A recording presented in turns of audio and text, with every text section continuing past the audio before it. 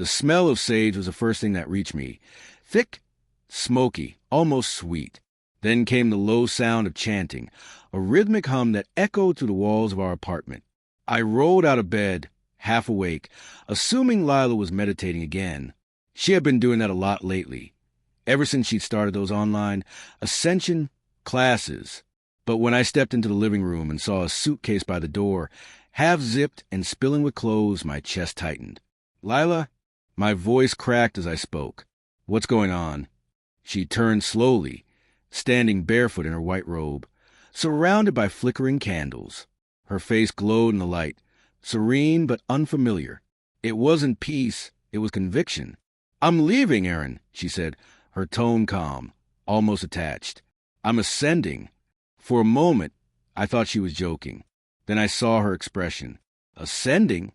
I repeated, trying to process. "You wouldn't understand," she murmured, a faint smile curling her lips. "You're still stuck in the illusion." I let out a short, nervous laugh. "Is this about that online guy? The one who calls himself Ryan something?" Her eyes flashed with irritation. "Don't mock what you don't understand. Ryan sees beyond what ordinary minds can grasp. He's helping me let go of the lies." Her words made my stomach twist. I looked around the room. The candles, the crystals, the symbols drawn in chalk. On her phone's lock screen was a photo of him. Long hair, white tunic, arms raised toward the sun. I joked once that he looked like a cult leader. She hadn't laughed. Now, that image felt like a prophecy fulfilled. "Is there someone else?" I asked quietly. She closed her eyes. "It's not like that." Which, of course, meant it was. When she left that morning, she didn't slam the door. She just walked out with her suitcase and her calm smile, like she was heading toward something sacred. The apartment felt hollow without her, but her phone remained behind, charging on the counter, buzzing every so often with messages from Ryan Spark. I told myself not to look. I lasted half a day. The texts were filled with a mix of mysticism and affection. "You finally shed your earthly chains, my light. Tonight, we merge under stars." My stomach turned as I read them. I dropped the phone onto the counter and just stared at it, the hum of the fridge the only sound in the silence. For days, I barely slept. Every memory felt like a riddle I'd missed the answer to. The late-night meditations. The way she stopped laughing at our shows because they were too low vibration.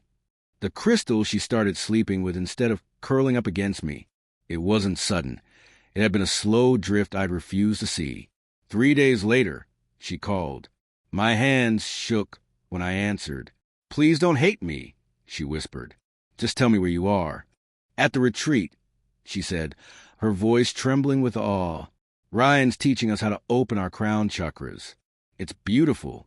I've never felt so free." "Free from what, Lila?" I asked. A pause. "From you. You always wanted to fix me, to keep me grounded. But I don't want to be grounded anymore." In the background, I could hear laughter, drums, a faint echo of singing. Then the call ended. Weeks passed. I told myself I'd move on, but every corner of the apartment held her ghost. I even thought about driving to the retreat once, but I stopped myself until one night I didn't. The road was long and dusty, winding through canyons under moon that looked too close. The retreat wasn't a center. It was a camp of tents around a bonfire. Figures danced barefoot, bathed in orange light. And there she was, laughing, her hair wild, her movements free. Beside her stood Ryan, his hand brushing her face with a false tenderness that made bile rise in my throat. Then she turned and saw me. The smile faltered. For a heartbeat, she looked like the woman I knew. Then the mask of serenity returned. Later, she found me by my car, sitting in silence. "You shouldn't have come," she said. "Then tell me to leave." "This isn't about us anymore," she said softly. I gave a bitter laugh. "It never is, right? It's always about healing, awakening, anything but taking responsibility." She didn't flinch. "Ryan helped me see who I really am." "And who's that?" I asked. "Someone who doesn't need saving." That was when I knew she was truly gone, not just physically, but from every version of reality we once shared. I drove home before sunrise. The desert glowed gold behind me, and for the first time, I didn't cry. I just felt still. That night, I gathered her things, candles, crystals, journals, and packed them in boxes. But on the last page of one notebook, I found a message written in her uneven handwriting. If you ever find this, tell him I did love you. I just didn't love being me when I was with you. I sat for a long time, reading those words again and again. She was right. I had tried to protect her, to fix her, to keep her tethered when all she wanted was to drift. Maybe that was love in my language, but to her it was a cage. It's been 6 months. Sometimes I still catch the faint scent of sage in the air and wonder if it's her memory lingering or my mind playing tricks.